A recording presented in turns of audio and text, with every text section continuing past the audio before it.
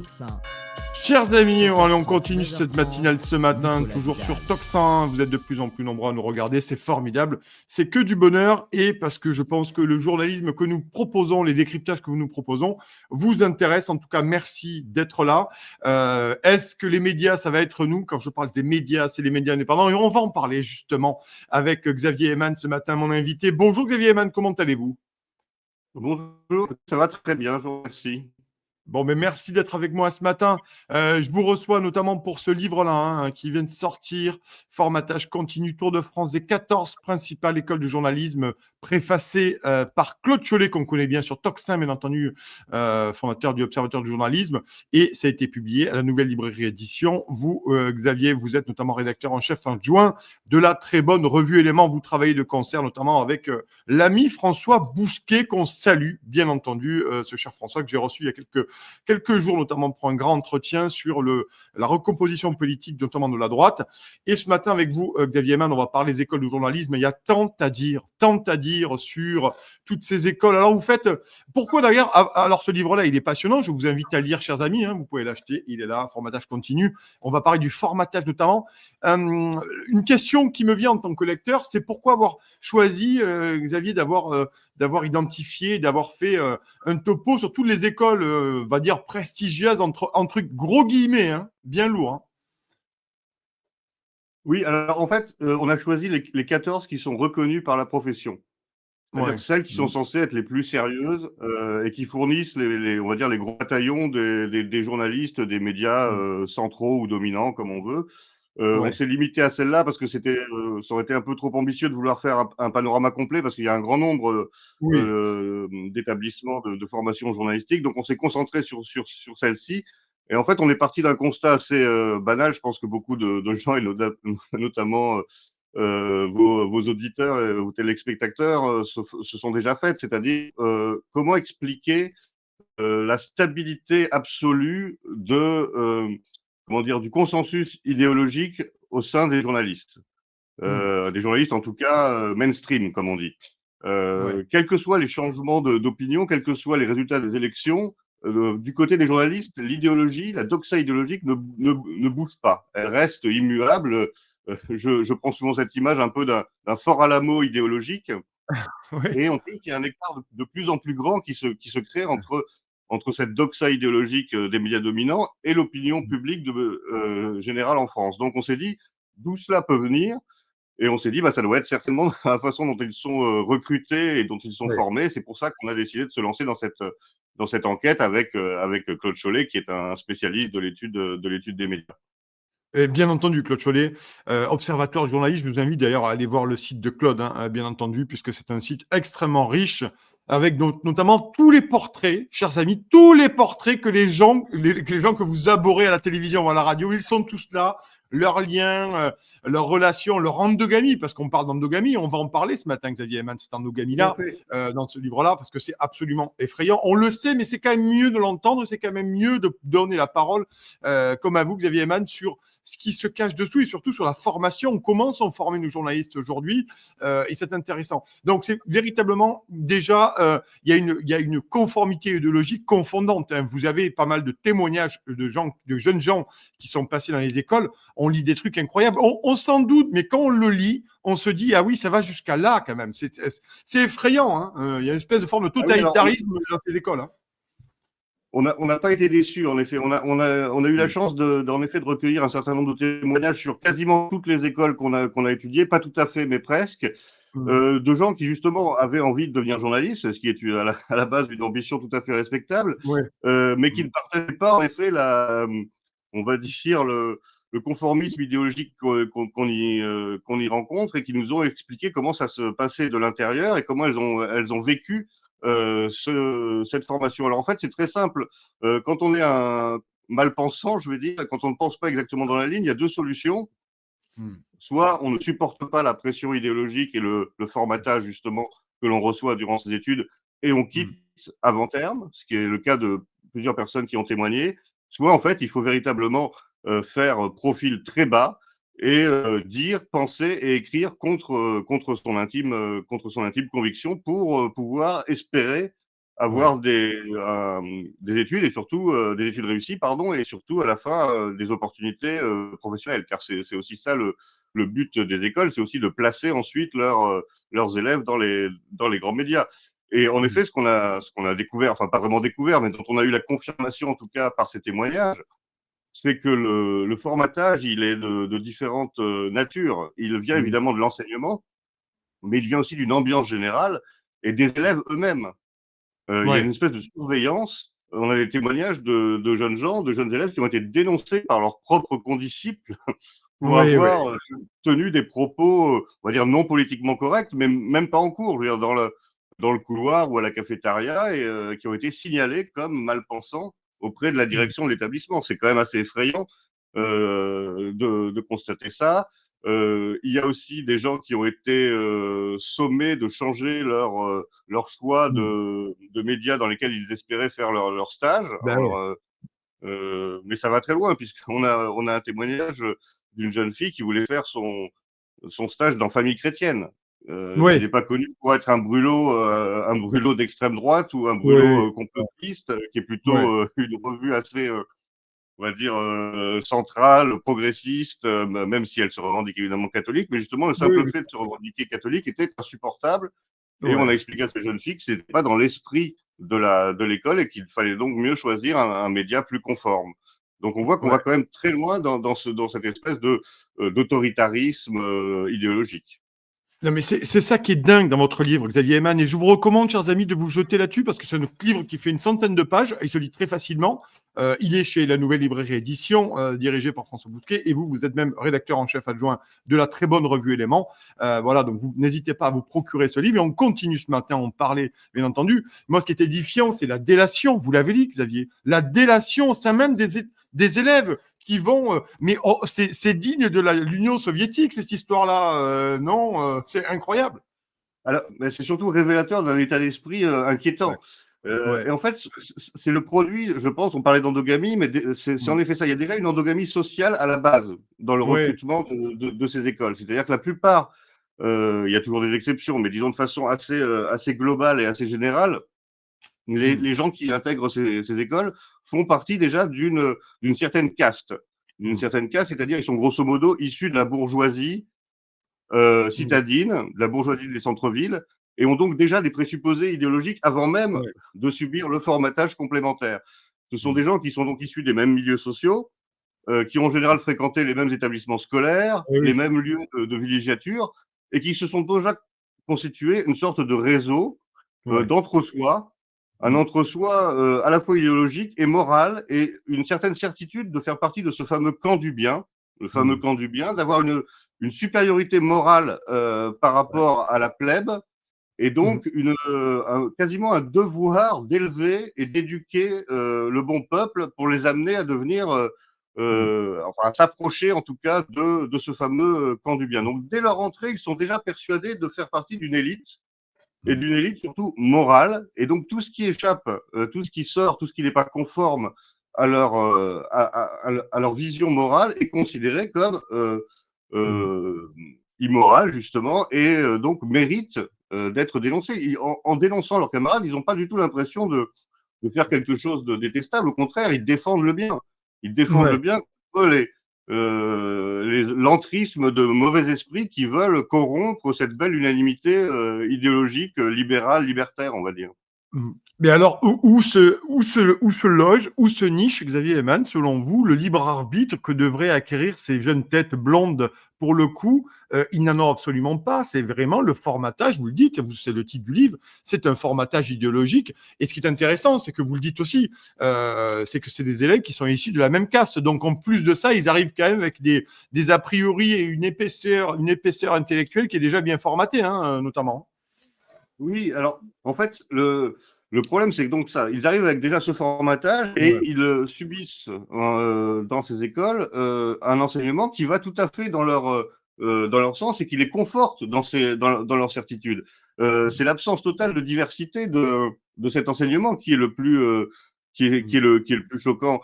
Quand on regarde les intervenants, c'est ce qu'on a fait dans le bouquin, on voit qu'ils sont quasiment issus à 100% de médias soit de gauche, soit d'extrême gauche. Mmh. et même la gauche la plus extrême, si je puis dire, puisqu'il y a des Ouais. représentants notamment de Street Press, de Mediapart, qui Mmh. sont présentés comme des exemples de journalisme à suivre. Mmh. Donc en fait, voilà, ils sont confortés dans leurs certitudes, ils ne sortent pas du tout de leurs habitudes idéologiques, et donc leur libre arbitre, il est très limité puisqu'on on les Mmh. maintient dans une bulle, en fait. On les maintient dans une bulle idéologique dont il est délicat de sortir. Ce qui Mmh. est amusant de voir, c'est que c'est exactement le contraire de ce que prétendent faire les écoles de Ben journalisme oui. quand on lit leur présentation, quand on Mmh. voit comment elles s'auto-présentent sur leur site internet. Ben ben oui. Elles expliquent évidemment qu'elles vont apprendre le discernement, le libre arbitre, etc. Mais dans les faits, on voit bien que ce n'est pas le cas. Et oui, parce qu'effectivement, c'est ça que la question que j'allais vous poser, qui me brûlait les lèvres en vous écoutant, Xavier Eman, et merci d'être avec nous, là avec nous ce matin. C'est finalement, j'imagine, bon, je suis allé voir ces sites, mais pas aussi bien que vous, effectivement. J'imagine qu'ils prônent la diversité, beaucoup, la réflexion, le libre arbitre et tout. Donc finalement, ils le prônent pas du tout, enfin, ils ne le mettent pas du tout en place, et j'ai envie de dire délibérément, ils ne le mettent pas en place au sein même de leur établissement et de leur enseignement également. Oui, il y a une sorte évidemment de double discours, hein. C'est le fameux faites ce que je dis, mais ne faites pas ce que je fais. Alors, il y a des programmes qui sont censés développer la diversité, mais là, on parle plus d'une diversité, on va dire, ethnico-culturelle Ouais. que d'une véritable diversité idéologique. C'est-à-dire que on essaie de faire rentrer justement, de casser un petit peu cette origine uniquement bourgeoise des élèves en créant Mmh. des filières pour essayer de toucher des gens qui vivent dans des zones moins favorisées. Ça marche partiellement. Donc, on introduit un tout petit peu de diversité sociale, mais qui n'induit pas du tout un changement idéologique. C'est-à-dire que Mmh. l'uniformité idéologique, elle est tout à fait, elle est tout à fait conservée, quel que soit finalement le type de public Ouais. que l'on recrute. Donc, ça ne change pas grand-chose, en fait, en tout cas au contenu politique et idéologique de ces écoles. Ouais. Qui Et d'ailleurs, reste, encore une fois, ouais. euh, Ouais, ouais. Allez-y, Xavier, allez-y, allez-y, poursuivez. Mmh. oui, oui, non, je voulais juste dire qu'il reste quand même dans un entre-soi absolu et qui se reproduit ensuite dans les médias. En fait, c'est un monde qui vit en vase clos et en cercle fermé. Mmh. Vous allez avoir justement des intervenants qui viennent de telle et telle revue ou de tel et tel journal télé, etc., qui vont donc être rémunérés hein, en général. Hein, c'est pas gratuit, et c'est normal d'ailleurs, mais donc qui vont Ouais. avoir un complément Mmh. de salaire dans ces écoles et qui, en contrepartie, s'engagent à prendre des stagiaires ou à embaucher de futurs journalistes. Donc tout ce petit monde en fait fonctionne en total vase clos. Mmh. Bah, d'ailleurs, j'ai vu récemment, je crois que c'était pour le fête de fin d'année, manifestement, on l'a vu à plusieurs reprises, des photos de rédaction de médias que vous avez cités, où manifestement sur les photos de rédaction, il n'y a pas beaucoup de diversité, ni ethnoculturelle, ni culturelle, ni rien. C'est quand même beaucoup de bobos. C'est assez intéressant d'ailleurs, hein. Et c'est plus, à chaque fois, on se fait la réflexion quand on a des photos de groupe d'une rédaction plutôt progressiste, gauchiste, on va dire, et on voit bien que dans les rédactions, il y a quand même que des, il y a quand même que des bobos et des gens d'une certaine uniformité, j'ai envie de dire. C'est quand même Ah assez oui, effrayant. c'est c'est tout à fait amusant et ça montre Ouais, toute l'hypocrisie et toute l'incohérence de ces gens-là qui en fait vivent dans un parfait entre-soi, mais veulent ouais, imposer le fameux vivre ensemble aux autres. ouais. Mm. Et ces photos sont en effet révélatrices. Elles sont révélatrices de cette uniformité culturelle et, Mm. euh, et vraiment, ils vivent en fait comme ils voudraient interdire aux autres de vivre, c'est-à-dire Mm. avec des gens choisis qui leur Oui, ressemblent. ouais. Euh, Mm. et qui sont compatibles culturellement. C'est-à-dire ce qui est censé être dans leurs écrits, dans leurs propos, le cauchemar absolu, Ouais, est en fait leur façon de vivre et qu'ils veulent interdire aux autres. Donc là, on pousse quand même ouais, le vice et l'hypocrisie à un niveau ouais. rarement atteint. C'est c'est tout à fait révélateur et c'est tout à fait scandaleux d'ailleurs parce que en effet euh, quand ces gens, par exemple, vomissent sur l'électorat du Rassemblement national et l'accusent de racisme, etc., je pense que n'importe quel électeur ou sympathisant du Rassemblement national Mm. fréquente beaucoup plus Ah de oui, diversité et connaît beaucoup plus de diversité que ces gens-là. Donc, c'est à un sûr. moment, ça crève les yeux que ces gens se moquent du monde et Mmh. se moquent du monde de façon de plus en plus indécente. Mmh.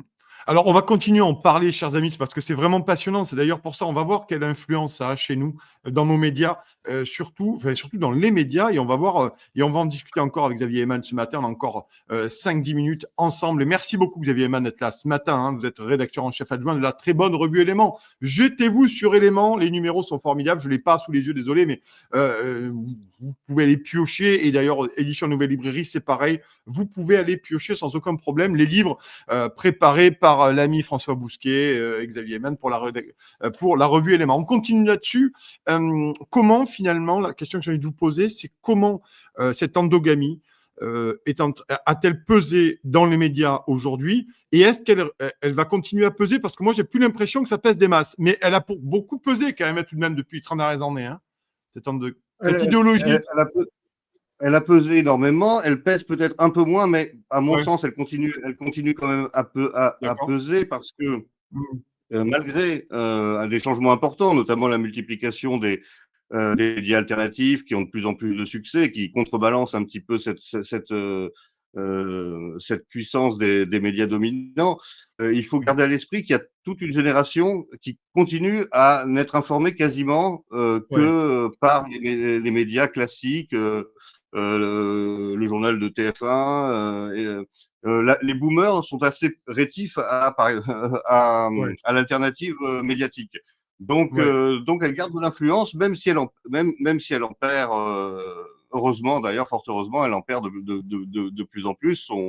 On le voit, toutes les statistiques le montrent, les sondages montrent une défiance de plus en plus grande des Français vis-à-vis des médias dominants. Donc il y a des éléments quand même assez intéressants et satisfaisants sur je veux dire, la perte de cette suprématie et de ce monopole qu'avait justement ce journalisme de convenance jusque-là. Mmh. Mais ça reste quand même très important en chiffres, hein. Quand on regarde les chiffres que fait encore le journal TF1, on se rend compte que ça Ouais. conserve évidemment beaucoup d'influence. Mmh. Et en effet, ce sont là où se retrouvent ces élèves des écoles de journalisme et on en voit les conséquences très clairement. On a un exemple justement d'un témoignage. Donc là, c'est Mmh. plus quelqu'un qui est en formation, mais c'est quelqu'un qui nous a raconté ses premières expériences professionnelles dans une rédaction Mmh. d'un journal. Donc il assiste à la conférence de rédaction et on parle d'un sujet, d'un fait divers. Et en fait, là, toute la discussion autour de ce fait divers et sur la place qu'on va lui donner ou sur le simple fait qu'on va le traiter ou non ne tourne pas sur la nature de l'information, sur sa véracité ou non, ou sur son intérêt propre, mais sur le fait qu'elle va ou pas faire le jeu de l'extrême droite. En Ah fait, oui, c'est oui, ce oui. qui Oui, oui. préoccupe la rédaction. Est-ce qu'on en parle si ça risque de faire le jeu de l'extrême droite? Mmh. C'est-à-dire que les conséquences supposées idéologiques d'une information passent avant l'intérêt Ouais, de l'information même. Donc là, on voit que ce formatage idéologique, il a des ouais. conséquences très concrètes sur notamment le choix des informations qui sont mises en avant et de celles qui sont Mmh. tues. Et ça, c'est le Mmh. pur fruit de cette formation idéologique. On avait vu une séquence d'ailleurs sur X il y a pas longtemps, quelques jours, hein, notamment un reportage en immersion dans une rédaction de service public, et c'était cette question qui était posée. Est-ce que ça va faire le jeu de l'extrême droite? Et c'est une séquence absolument hallucinante, hallucinante, et vous avez bien fait de le noter là-dessus. Je voudrais qu'on revienne là-dessus sur les élèves parce que vous parlez tout de même de lobotomisation. On a parlé d'un carcan ou d'une caste qui est dans une endogamie totale au sein même de ces établissements prestigieux, entre guillemets, chers amis. Mais vous parlez tout de même Xavier, de lobotomisation et de fabrique du consentement. Donc ça, c'est important, c'est fort aussi, hein, la fabrique du consentement, parce que ces gamins sont pilés menus, en fait, hein, sont hachés menus. Hein. S'ils voulaient dévier de la course, on les renvoie pardon, dans le droit chemin. Ah bah, de toute façon, la conséquence d'une quelconque rébellion ou insoumission serait la mort sociale, en tout cas la mort professionnelle. C'est-à-dire que vous pouvez hein, rentrer dans une école et sans doute faire preuve d'originalité, d'anticonformisme, mais vous ne trouverez pas de travail à la sortie. Donc forcément, ça décourage même les quelques personnes qui voudraient sortir de ce sérail. Mais c'est sûr qu'il y a une forme lobotomisation dans le sens où, en effet, on conforte uniquement les gens dans une seule voie idéologique et comment dire, on les confine dans cette fameuse bulle qui fait que ces jeunes, ce qui est frappant, moi, ce qui m'a frappé en tout cas au cours de l'enquête réalisée pour cette fois, c'est leur absence totale de curiosité, leur Ouais. absence totale justement de remise en cause des pouvoirs et leur soumission vraiment à la pensée unique et à l'ère du temps, qui est très surprenante. Normalement, c'est un âge où justement on remet les choses en cause, Ouais, d'ailleurs ouais. parfois à tort, mais Oui, au c'est vrai. moins on a une velléité Ouais. de casser les codes. Là, c'est au contraire, c'est le conformisme autosatisfait absolu. Mm. Quand on voit les sujets que proposent ces élèves pour leurs exercices journalistiques, les petits journaux qu'ils font durant leur formation, Ouais. etc., c'est Mm. d'une banalité et d'un conformisme et d'un attendu terrible. C'est Mm. uniquement les difficultés des migrants à s'intégrer dans la société française, Mm. migrants Ouais. qu'ils n'ont jamais évidemment côtoyé dans leur existence réelle, mais ça Ah peu oui. importe. Les Mm. violences policières, euh, l'islam évidemment sous un angle positif. Mm. C'est vraiment, on retrouve déjà dès leurs exercices les mêmes articles qu'ils produiront tout au long de leur Mm. carrière, quoi. Et à cet âge-là, enfin, moi, je trouve ça quand même très attristant, ne serait-ce que d'un point de vue de curiosité intellectuelle, quoi, je sais pas, d'énergie de la jeunesse, quoi. Et non, non, Ouais. on a déjà tous les poncifs, tous les attendus, tout le blabla qu'on va retrouver dans ces Mm. journaux qui sont des robinets d'eau tiède, à part quand il Mm. s'agit d'attaquer certaines catégories de population, dont l'électorat Rassemblement National, pour prendre un exemple un Ouais. peu simple. Oui, là-dessus, vous parlez de cette aridité, en fait. C'est terrible, une aridité comme ça, si jeune, c'est vraiment compliqué. Je partage votre analyse. Effectivement, à cet âge-là, on doit être révolté à peu près contre tout. Hein, et c'est même sain, j'ai envie de dire, être révolté à peu près contre tout à cet âge-là. C'est à ce moment-là qu'on fait sa mue ou sa chrysalide de citoyen. Dernière question là-dessus, et elle n'est pas la moins importante. Est-ce que ça, c'est la meilleure formation pour la propagande, Xavier? Est-ce que ça, c'est finalement ceux qui font rentrer sur les plateaux télé, ceux qui vont faire les sujets, ceux qui vont faire les matinales radio et qui vont servir la soupe à une forme de pouvoir et d'oligarchie et qui vont lancer la propagande sur le sujet. Parce que vous parlez de l'immigration, mais il y a aussi sur l'Union européenne, hein, on le dit avec Oui, témoignage. non, mais Il ne faut pas être contre l'Union de européenne à nombreux, Sciences Po, c'est pas possible. Hein. de nombreux sujets. Oui, oui. Ouais, Alors pour moi, très clairement, hein, je répondrai par l'affirmative. ouais. Ce sont des usines à propagande. Je veux dire, Mm. et, c'est très clair. C'est d'ailleurs ce qui est amusant quand ils dénoncent la propagande des autres ou des Ouais, pays c'est des Russes, des consorts, ouais. qui leur déplaisent, Ouais. qui n'auraient pas de liberté de penser, pas de liberté d'informer. Alors nous, on a peut-être une liberté d'informer, mais on l'utilise pas puisqu'on ne produit que des journalistes uniformes et qui pensent la même chose. Mm. Donc ça, c'est Ouais. toujours un peu amusant. Il faudrait bien regarder un peu la poutre qu'on a dans l'œil Ouais. avant de dénoncer les systèmes extérieurs des autres pays. Je pense qu'il y a par exemple beaucoup plus de liberté d'expression aux États-Unis en termes de Mm. journalisme, beaucoup plus de Ouais. diversité. Alors, c'est pas vraiment un pays que j'apprécie Oui. pour d'autres raisons, mais Ouais. à ce niveau-là, je pense que c'est incomparable. Mm. Toutes les familles politiques et idéologiques aux États-Unis ont des représentants, ont des médias importants qui les représentent. En France, c'est le contraire. Je veux dire, il y a 30% ou 35% des gens qui ne sont pas représentés dans les médias publics et dans les médias dominants. Et Mm. c'est ça qu'on appelle une démocratie qui fonctionne. Donc oui, oui, c'est indiscutablement, pour moi, ces écoles sont des écoles de propagandistes. Elles ne forment pas des Mm. journalistes, elles forment des propagandistes d'une certaine idéologie. Mm.